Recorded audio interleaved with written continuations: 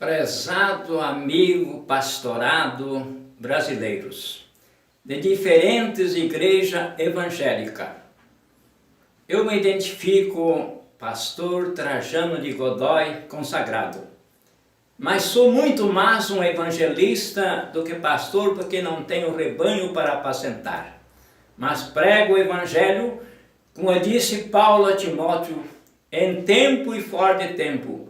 Haja oportunidade ou não haja, eu insisto a palavra de Deus, faço a obra de um evangelista. A minha razão de pregar o evangelho é porque estou alicerçado na palavra de Deus. Primeiro, ali em João 5, verso 39, obedecendo o que Jesus disse: examinai as Escrituras, porque cuideis ter nela a vida eterna, e são elas que de mim dão testemunhos. Em Mateus 23, versículo 10, o evangelista disse: ninguém tenhas por mestre na face da terra, porque um só é o vosso mestre, a saber, Jesus Cristo que está no céu. A terceira parte que me faz se alicerçar na pregação do Evangelho, antes que Jesus subisse o Pai, João 14, versículo 26, ele disse: e o Consolador, o Espírito Santo, o qual o Pai enviará em meu nome, ele vos ensinará todas as coisas e vos fará lembrar de tudo quanto eu vos tenho dito. Quarta parte. Na carta de João, já próximo ao Apocalipse, o homem de Deus disse assim: e a unção que dele recebeste permanece em vós, e ela vos ensinará todas as coisas. Não tende necessidade que alguém vos ensine, porque ela é verdadeira e não é mentira. Isto são minha base da pregação do Evangelho. Mas o que eu quero meditar neste momento é acerca de um passo mais perto do reinado do anticristo e a aproximação da segunda vinda de Jesus. No meio evangélico, no modo geral do pastorado, existe aí uma pregação. Constantemente eles estão dizendo: igreja, se prepare, porque de horas para outro, de dias para outro, Jesus vai arrebatar a igreja. Isso não tem fundamento bíblico, meu querido pastor, meu querido irmão pastor. E vocês, ovelhas de Cristo, de diferentes igrejas, não tem alicerce na palavra de Deus essas pregações, esse ensinamento. Nós vemos que Satanás sempre levantou contra o povo de Deus, contra a igreja. Nunca foi contra o seu povo.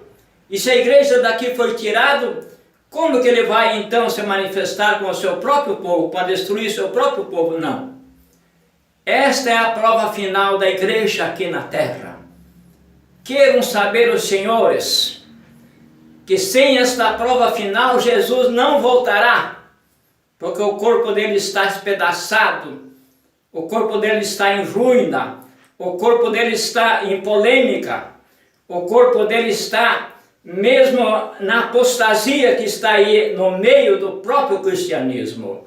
E tem que Jesus então enviar esta prova final para se conhecer, como disse o profeta Malaquias: outra vez vereis quem serve a Deus e quem não serve. Esta prova é para a igreja, não é para o desviado, não é para os mundanos, porque já pertence a outro lado. Esta prova sempre foi para a igreja. Será que vocês, pastorado, que assim pregam, que vocês vão escapar desta? Vocês são mais santos, são mais sinceros, mais fiéis do que os próprios profetas? Todos eles passaram por isso, foram mortos. Sobrou somente o profeta Elias, porque Deus, na benignidade, na misericórdia, trasladou daqui para o céu, para não provar a morte. E agora vocês, no modo que estão em debate, em contenda, querem escapar daqui sem ter uma prova final, para ver se é vencedor ou não é.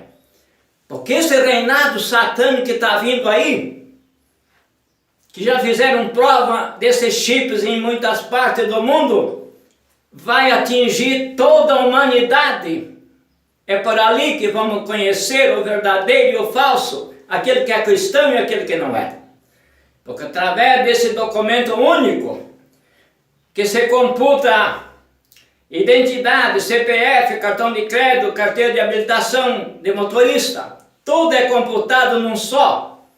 Até muitos de vocês, pastores, eu quero dizer para vocês, que vocês poderão até se contaminar, porque estão cheios de mordomia, empresas, mansões, até aviões, carros importados, e você, por não querer perder todo este privilégio, você pode até entrar por este engodo de Satanás e aceitar como um documento, é um documento moderno, você vai pensar assim, porque tudo reduz em um só, é uma unificação de documento.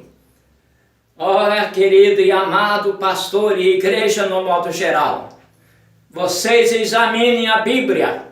Eu quero dizer a todos vocês que estão pregando desta maneira, deixa essa eloquência, essa retórica, essa teologia, essa filosofia humana e busca mais na palavra de Deus, para você aprender a realidade e pregar a verdade ao povo, que até aqui não tem sido verdadeiro as vossas pregações, em muito sentido. Tem ganhado, é bem verdade, muitas almas, muito rebanho, as igrejas estão lotadas, mas tem que alertar a igreja desse perigo que está vindo aí. Você como pastor tem a obrigação de orientar, porque será para nós, o corpo de Cristo, esta prova final, para saber o vencedor, conhecer dois povos, o povo de Deus de um lado e o povo do anticristo do outro lado.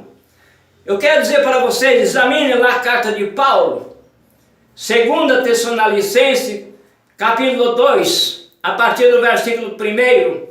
Então disse ali o grande homem de Deus que não trouxe confusão no Evangelho: irmãos, não quero que ninguém vos engane que o dia do Senhor esteja já perto, quer por carta nossa, quer por epístola, quer por espírito, sem que primeiro venha a apostasia. Está aí a apostasia reinando, já indo para o final.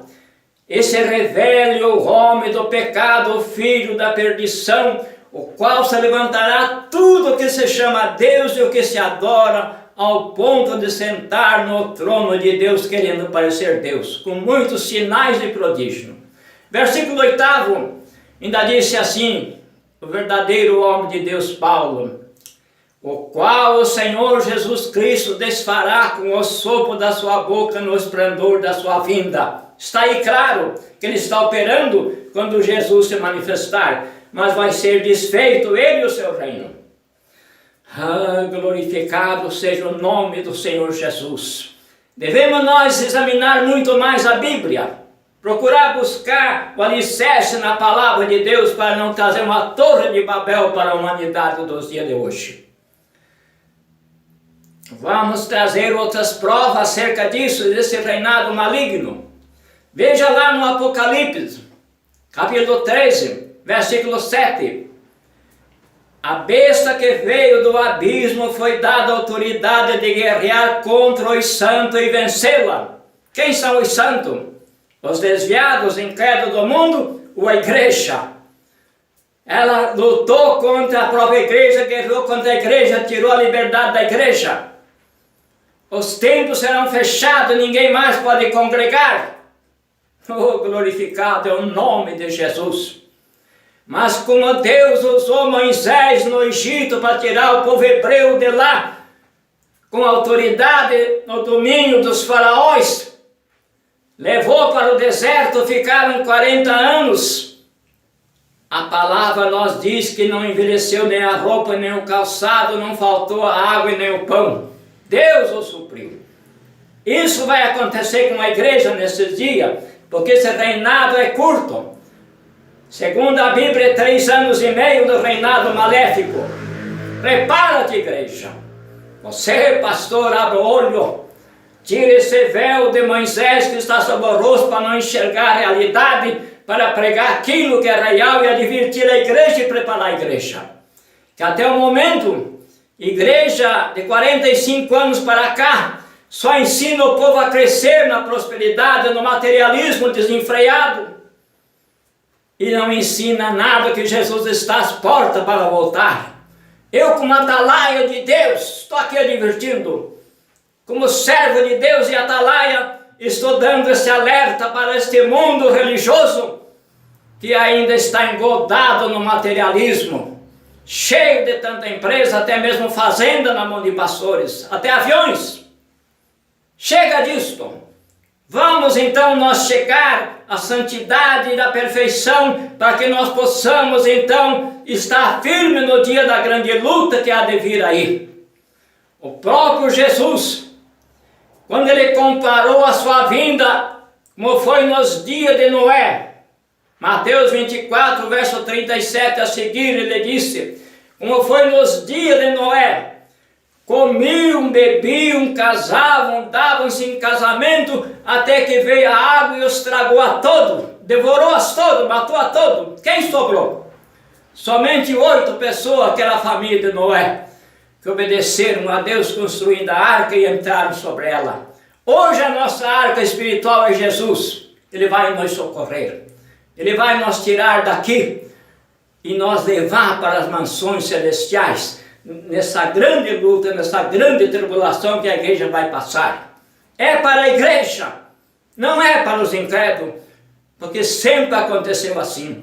Jesus comparou também Sodoma e Gomorra, como foi nos dias de Noé, em Sodoma e Gomorra, comiam, bebiam, casavam, davam-se em casamento, até que veio o fogo e devorou-as todo. Semelhantemente será a vinda do Filho do Homem, que é Jesus. Quem que sobrou lá de Sodoma? Os demais foram tudo queimados, somente Ló, que o anjo chegou e mandou correr colina fora, ele, sua esposa e as 2 filhas, somente o Ló e as 2 filhas, porque a mulher não obedeceu a voz do anjo, tornou-se uma estátua de sal. Quem vai sobrar neste mundo? Quando Cristo abalar os céus e a terra, vai sobrar somente o justo, que ele vai tirar daqui. Vai enviar os seus anjos. Isso é o que diz a palavra de Deus. O profeta Jeremias já profetizou para esses últimos dias. Jeremias 4, versículo 23 a seguir. O profeta olhou para os céus, isso é na volta de Jesus.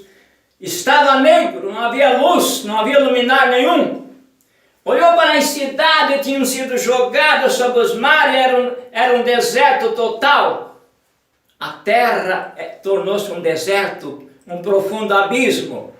Não havia homem vivo sequer sobre a terra, porque os salvos tinham saído daqui, Jesus tinha tirado, e os demais tinham sido todos mortos. É o que diz a palavra de Deus, desde os profetas até os nossos dias. Profeta Malaquias, homem de Deus, o último livro do Antigo Testamento, capítulo 4 de Malaquias. Eis que o dia do Senhor virá ardendo que nem forno, de sorte que todo soberbo que pratica iniquidade serão como a palha diante do dia que está para vir, porque abrasará e devorará a todos. Mas para vós que temeis o meu nome, nascerá o sol da justiça, crescerei que nem o bezerro do cevadouro, pisarei os ímpios que farão cinza debaixo da planta do pé dos salvos. Isto é o que diz o grande profeta de Deus. Quando chegamos ao tempo da graça, no Novo Testamento, na nova aliança estabelecida por Jesus, na carta de Pedro, na segunda carta de Pedro, capítulo 3, versículo 10 a seguir, nós vemos ali ele confirmando o que falou Malaquias. Os céus e a terra que nós hoje contemplamos se reserva e se aguarda como um tesouro até o dia da perdição dos homens ímpios, o qual os céus passará com um grande estrondo, a terra e as obras que nela ardendo se fundirão. Quem que vai habitar numa terra fundida por fogo? Como vocês estão pregando até mais 7 anos depois da volta de Jesus, isto é cegueira espiritual. Tire esse véu de Moisés do rosto para entender a Bíblia. Serão fundidas a terra quando o Senhor voltar. serão mesmo assoladas de vez por todas. Mas ali diz ainda o apóstolo Pedro, no versículo 13, capítulo 3 de 2 Pedro, lá no versículo 13 ele disse assim: mas nós, segundo a sua promessa, aguardamos novos céus e nova terra, onde habita a justiça. Esta é Jerusalém que está pronto para nós. O Senhor já aprontou esta mansão para todos nós. Lá não entra mais pecado, não há mais morte, não há mais quem possa minar ali, porque somente a glória do Pai, do Filho e dos anjos, e nós estaremos lá reunidos com Ele, esta grande multidão de salvos. Que a igreja do Senhor é muitíssimo grande, não é pequena não, como muitos pregam. Vai ser uma multidão de gente, como o próprio João na ilha de Pátimo, ele contemplou a igreja, certamente até nós ele viu na visão lá, grande multidão de todos os povos, tribos, nações e línguas, que estavam de vestidura branca, diante do trono do Cordeiro, com palmas nas mãos e glorificavam o Pai, Filho e Espírito de Deus, lá na glória, lá na Nova Jerusalém. João já viu isto. Então é muita gente que vai se salvar. Aqueles que não vão se entregar no domínio satânico serão ovelhas de Jesus para toda a eternidade. Vamos decorrer mais um pouco a Escritura. Vocês outra vez estão pregando por aí que o dia que o Senhor voltar, Ele vai vir como ladrão. Um ladrão até para a igreja, é o que vocês dizem. Surpreendentemente não. A igreja não será surpreendida. A igreja está alerta, está vigilante, está preparando. Não sabe dia e nem hora, mas sabe que Jesus vem. Prometeu de voltar e vai voltar para salvar o seu povo. Aleluia.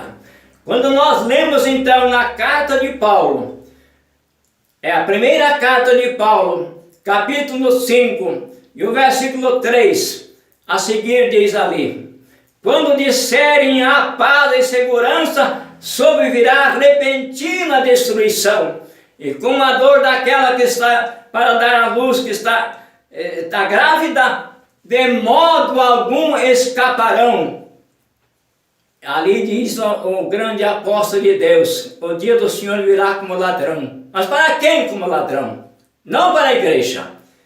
Lá no versículo 4 ele diz assim: mas para vós, irmãos, não será como ladrão, porque vós sois filhos do dia e filhos da luz. Não dormamos como os demais, mas vigiamos e sejamos sóbrios.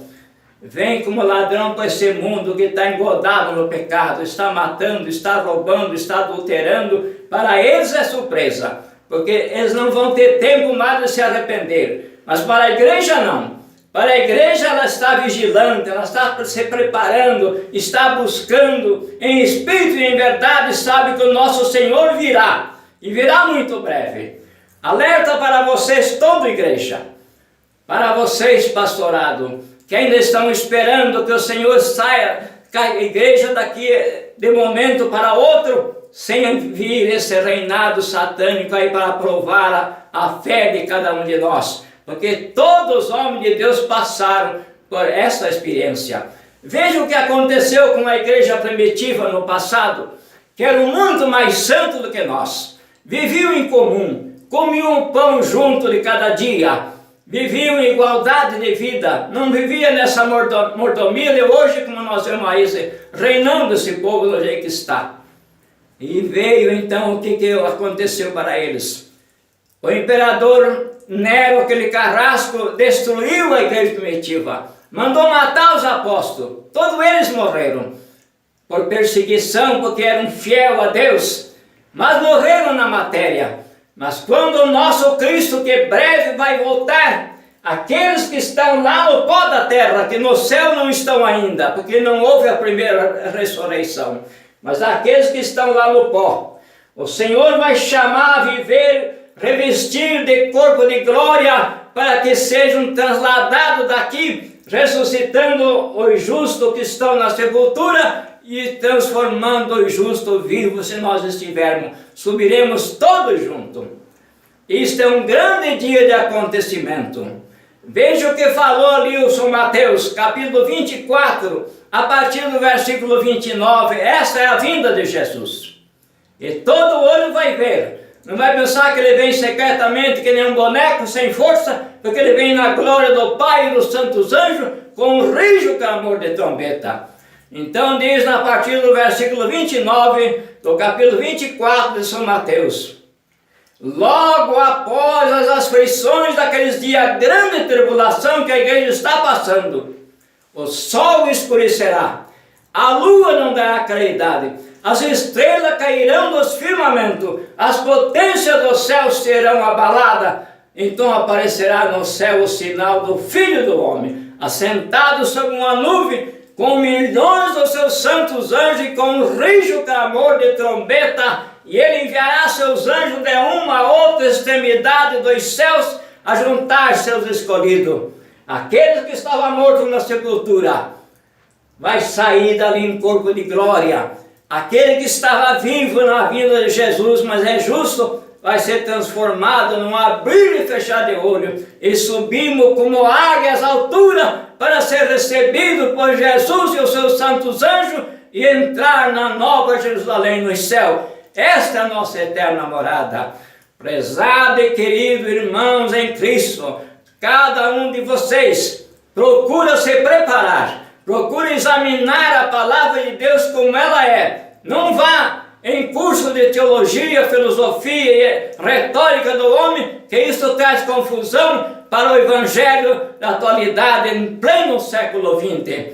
Aqui vou encerrar a minha meditação em nome de Jesus, fazendo uma oração por todos. Senhor Jesus Cristo, nosso Deus e nosso Pai, é em teu nome que aqui eu encerro esta meditação, orando por toda esta nação, orando por todos os irmãos em Cristo, por todo o pastorado de diferentes igrejas, que eles possam buscar mais a interpretação da tua palavra, mediante a revelação do teu Santo Espírito, que está aqui para nos orientar, porque Jesus enviou o teu Consolador para nos dar graça, sabedoria e vocação de pregar a tua palavra em verdade, para que todo mundo entenda e possa compreender, Jesus querido, que tu breve vem arrebatar a tua igreja daqui deste mundo perverso e tirar nós de toda esta aflição, em o nome precioso de Jesus. Amém.